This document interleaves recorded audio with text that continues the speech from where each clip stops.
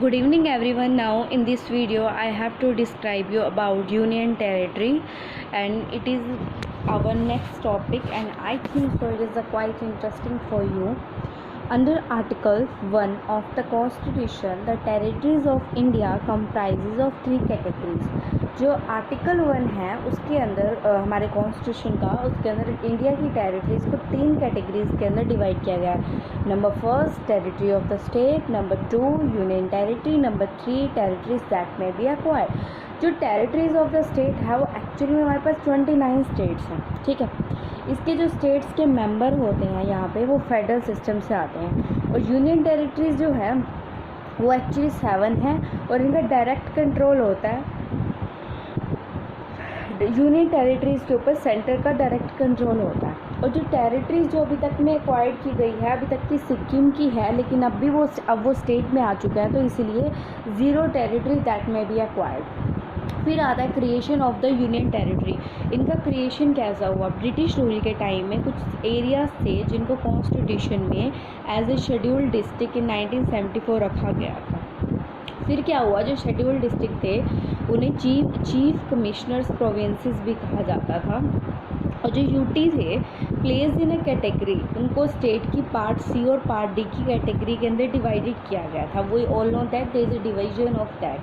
In 1956, 7th Constitutional Amendment and State Reorganization Act 1956 के अंदर 7वां constitutional amendment और state का रीऑर्गेनाइजेशन एक्ट आया, जो यूनियन टेरिटरीज ने बोला.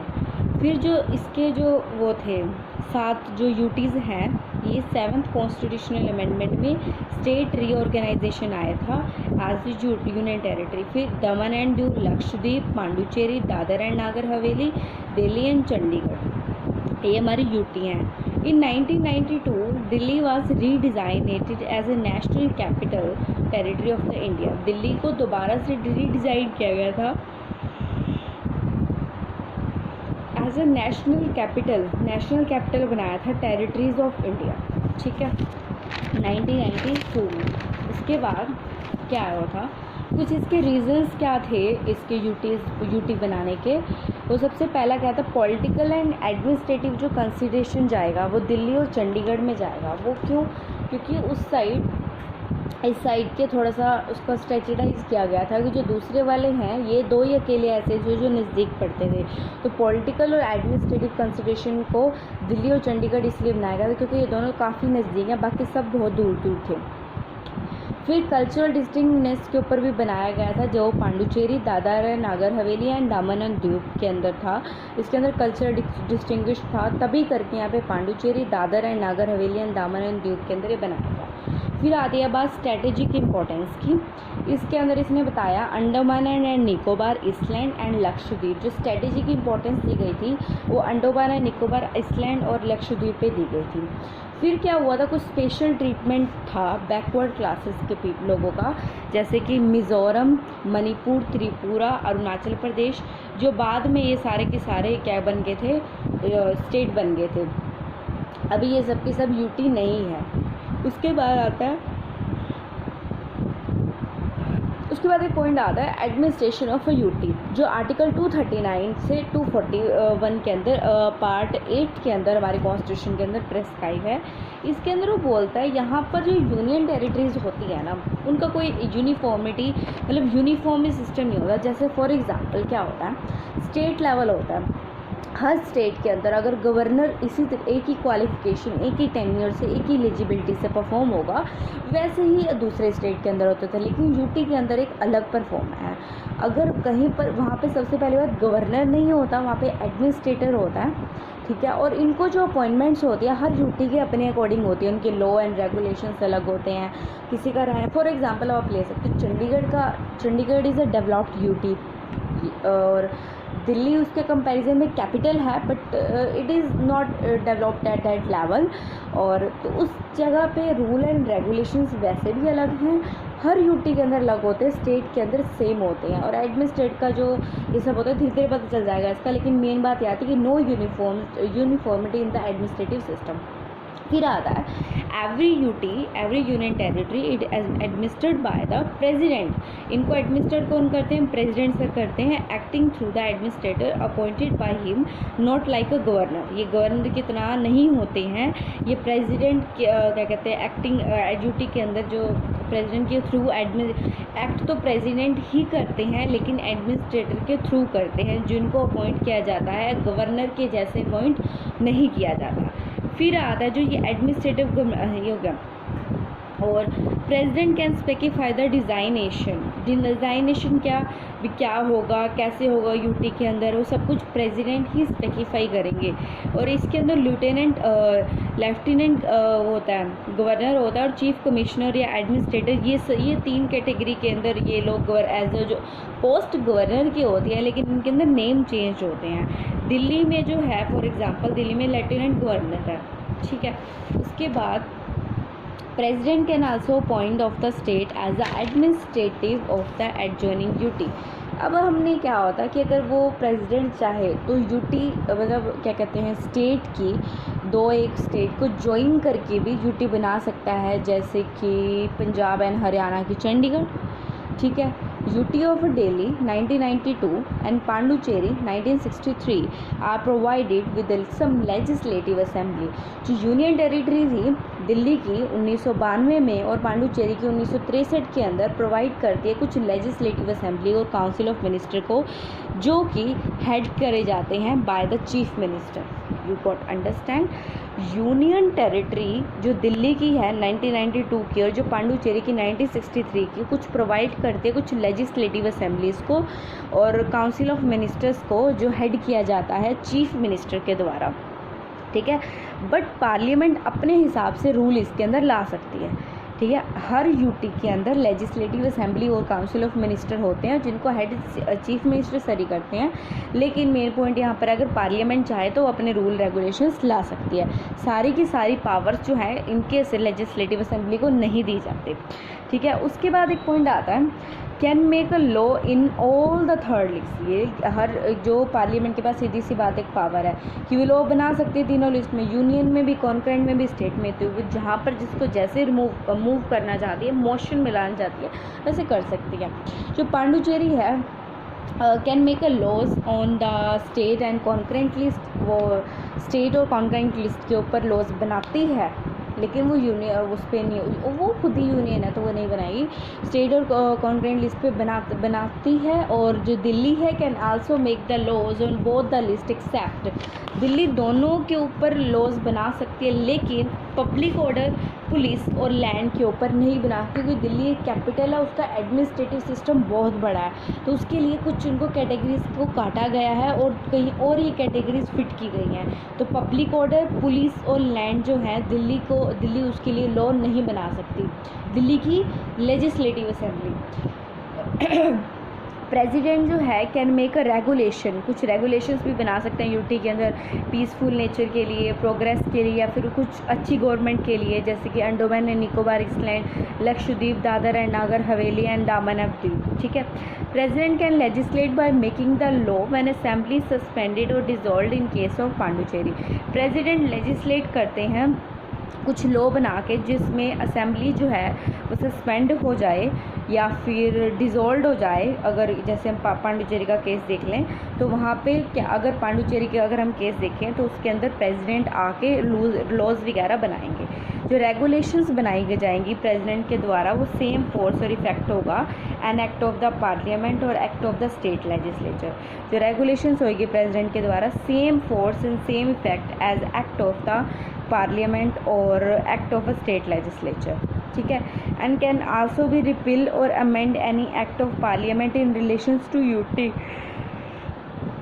अगर वो पार्लियामेंट चाहे किसी भी, अगर यूटी के रिलेशन में किसी एक्ट को रिपील करना है या अमेंड करना है तो वो भी पार्लियामेंट ही कर सकता है। और जो रेगुलेशंस जो प्रेसिडेंट बनाएगा उसका सेम फोर्स एंड इफेक्ट होगा जो स्टेट लेजिस्लेचर के ऊपर होता है। उसके बाद आता है point, parliament can establish high court for UT and put it under jurisdiction of any adjacent high court. मतलब क्या कि पार्लियामेंट एक किसी भी हाई कोर्ट को इस्टेब्लिश करके यूटी के लिए उसकी जो जुरिस्डिक्शन है किसी और हाई कोर्ट के साथ एडजॉइन भी कर सकती है, और Delhi is the only UT, Delhi एक ऐसी यूटी है जिसका सेपरेट हाई कोर्ट है, ठीक है। No provision for the administrative of acquire, कोई प्रोविज़न नहीं है जो एक्वायर टेरिटरी है कॉन्स्टिट्यूशन के अंदर, और जो इनके अंदर यूटी की जो प्रोविज़न्स अप्लाई होती है वही एक्वायर टेरिटरीज़ के ऊपर अप्लाई होती है। कुछ हाई कोर्ट्स हैं जिनकी यूटी बताई गई है, high court of Bombay, Dadra and Nagar Haveli, Daman and Diu इनकी यूटी है, और Calcutta, Andaman and Nicobar island, Punjab and Haryana as I already mention, Chandigarh, Kerala, Lakshadweep, Madras, Pondicherry. उसके बाद कुछ है स्पेशल प्रोविजंस है जो दिल्ली के लिए बनाई गई हैं। एक बोला है 69 कॉन्स्टिट्यूशनल अमेंडमेंट ऑफ 1991 जो प्रोवाइड करते हैं स्पेशल स्टेटस जो यूनियन टेरिटरी ऑफ दिल्ली को दिया गया है। ये 69th अमेंडमेंट से दिल्ली को कुछ स्पेशल जो क्या कहते हैं स्टेटस मिला था। उसके बाद redesignated it in the national capital territory of India, दोबारा से रीडिज़ाइन किया गया ये हमारी जो नेशनल कैपिटल थी टेरिटरी ऑफ इंडिया ये दिल्ली को, और डिज़ाइन किया गया एडमिनिस्ट्रेटेड को एज ए लेफ्टिनेंट गवर्नर बोला गया, और क्रिएट किया गया legislative assembly and the council of ministers. और उसके बाद स्ट्रेंथ जो थी इनकी असेंबली की वो 70 मेंबर्स थे और डायरेक्टली इलेक्ट किए जाते हैं पीपल के द्वारा। Elections are conducted by the election commission of India, जो इनके इलेक्शंस का कौन कंडक्ट कराता है वो इलेक्शन कमीशन ऑफ इंडिया कराते हैं, और जो इलेक्शन कमीशन ऑफ इंडिया है वो सेंटर और स्टेट के भी यही कंडक्ट करवाते हैं। Can make a law state and concurrent list except, ये तो हमें पहले भी पढ़ा है कि दिल्ली के जो लेजिस्लेटिव असेंबली है वो स्टेट लिस्ट और कॉन्करेंट लिस्ट पे लॉज बना सकती है, लेकिन पब्लिक ऑर्डर, पुलिस और लैंड को छोड़ के। Law of the parliament prevails, जहाँ पर अगर फॉर एग्जांपल क्या होता है कि अगर कहीं पर स्टेट के रिगार्डिंग कोई लॉ यूटी ने भी बनाया है और पार्लियामेंट ने भी बनाया है तो वो लॉ के अंदर पार्लियामेंट ही प्रिवेल करेगा जो इनकी यूटी की वो by the assembly over those by the assembly के ऊपर, ठीक है। Strength of the council of minister, जो स्ट्रेंथ है काउंसिल ऑफ मिनिस्टर की वो यहाँ पे फिक्स की गई है 10%, ठीक है। और इसमें बोला है कि 1 CM 6 other minister is equal to 7, मतलब 10% ऑफ 70, ठीक है। CM is appointed by the president and not by the lieutenant governor, जो CM इनके अपॉइंट किया जाता है वो प्रेसिडेंट अपॉइंट करते हैं, ना कि गवर्नर अपॉइंट करता है। और जो दूसरे मिनिस्टर है वो भी प्रेसिडेंट ही अपॉइंट करते हैं on the advice of the chief minister. उसके बाद जब तक और minister held office during the pleasure of the president, जब तक वैसे तो अपनी जब तक प्रेसिडेंट की मर्जी है तब तक वो उनको रख सकता है ऑफिस के अंदर मिनिस्टर्स को, लेकिन जब तक उनके पास मेजोरिटी है तब तक उनको कोई हटा भी नहीं सकता। Council of ministers headed by the CM aid and advice to the lieutenant governor except in so far as he is required to act in his discretion. जो काउंसिल ऑफ मिनिस्टर्स है वो हेडेड किए जाते हैं chief minister के द्वारा, जो add और एडवाइस किसकी जाती है लेफ्टिनेंट गवर्नर की, ठीक है। काउंसिल ऑफ मिनिस्टर हेडेड किए जाते हैं CM के द्वारा और किसकी एडवाइस से लेफ्टिनेंट गवर्नर की, except in so far as is required, अगर ज़्यादा से ज़्यादा कहीं कोई रेयर केस आता है जहाँ पर इनकी जरूरत नहीं पड़ती है। In case of difference of opinion lieutenant governor refers the matter to the president and act accordingly, अगर कहीं पर अलग अलग ओपिनियन आ जाती है लेफ्टिनेंट गवर्नर तो फिर क्या कहते हैं लेफ्टिनेंट गवर्नर क्या करेंगे, अपना मैटर जो होगा वो प्रेसिडेंट को दे देंगे और बोलेंगे इस अकॉर्डिंग आप लोग एक्ट करो। और इन केस ऑफ फेलियर तो प्रेसिडेंट का अगर लग रहा है कि कोई नहीं मानेगा कुछ नहीं चलेगा तो प्रेसिडेंट अपना प्रेसिडेंशियल रूल भी ला सकता है उसके अंदर।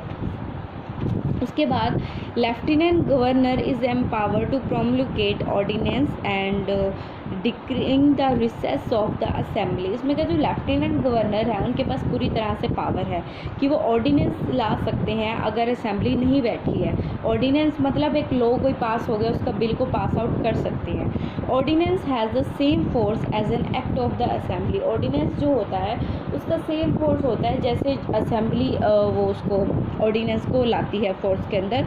Every such ordinance must be approved by assembly within 6 week from reassembly. जैसे एक बार लेफ्टिनेंट गवर्नर ले आए, किसी भी उसको मतलब ऑर्डिनेंस को, तो 6 हफ्ते के अंदर अंदर दोबारा से जो असेंबली होगी उसको अप्रूव करके रीअसेंबल करेगी, ठीक है। और ये ऑर्डिनेंस किसी भी टाइम विथड्रॉ भी हो सकता है। And can't promulgate ordinance when assembly, और ये कब अपने क्या कहते हैं उसको नहीं कर सकते, प्रोमुलगेट नहीं कर सकते ऑर्डिनेंस को, जब असेंबली सस्पेंड की गई हो, या फिर जब मतलब प्रेसिडेंशियल रूल लगा हो, या फिर असेंबली डिसॉल्व हो गई हो। प्रायर परमिशन, और हर ऑर्डिनेंस के अंदर जो प्रायर परमिशन है प्रेसिडेंट की बहुत ज़्यादा ज़रूरी है। उसके बाद इसकी कोई कमेटीज़ हैं, advisory committee of union territory, ये it under the government of Indian act, under the government of India allocation of business rules, government of India rules 1961, ministry of home affair, जो मिनिस्ट्री है home affair की उसको nodal ministry बोला जाता है।